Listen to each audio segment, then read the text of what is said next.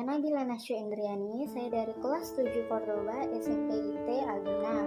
Pada hari ini kita memperingati Hari Pahlawan, yaitu pada 10 November 2020. Dan pada hari ini aku akan membawakan 3 biografi dari Raden Adjing Kartini, Insinyur Soekarno, dan Ki Hajar Dewantara.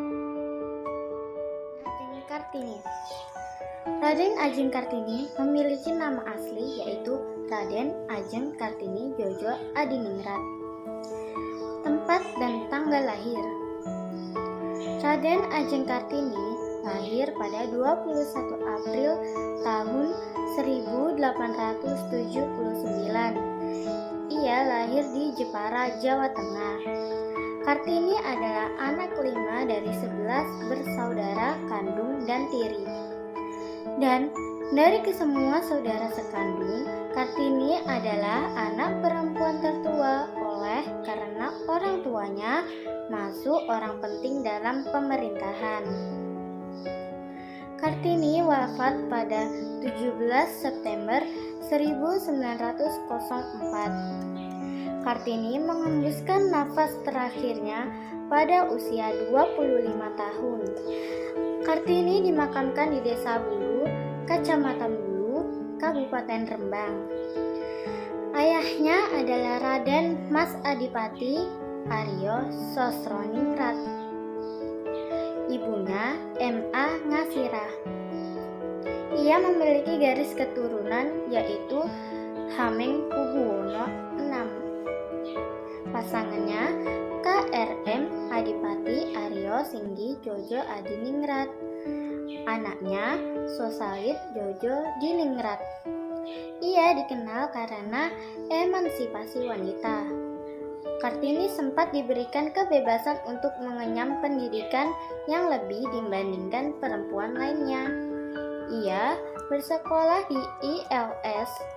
Walaupun hanya sampai berumur 12 tahun, di sanalah antara lain Kartini belajar bahasa Belanda.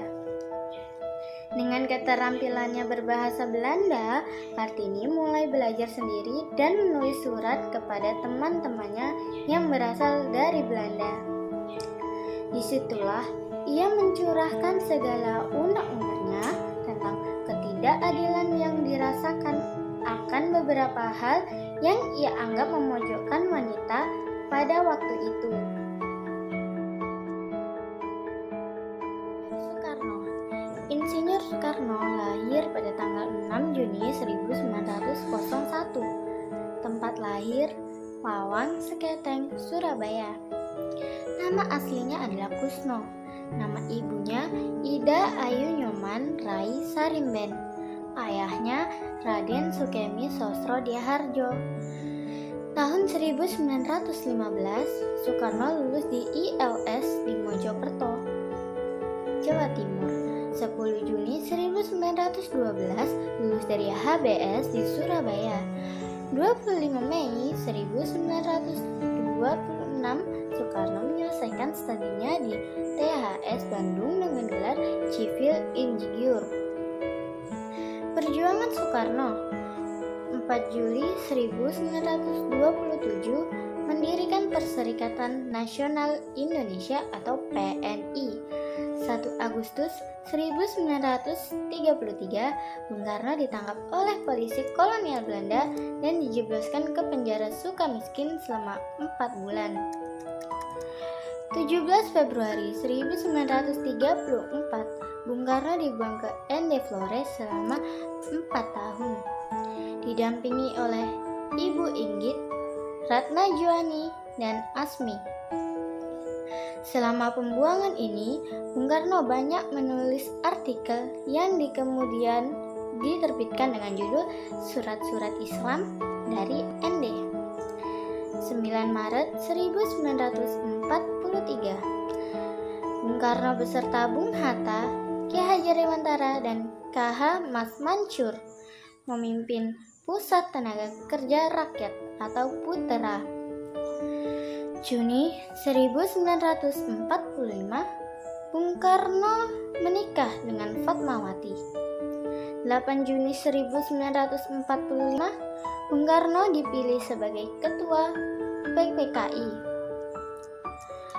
15 Agustus 1945, Bung Karno dan Bung Hatta diculik oleh para pemuda dan dibawa ke Ranggas Dengklok untuk didesak segera memproklamasikan kemerdekaan Indonesia.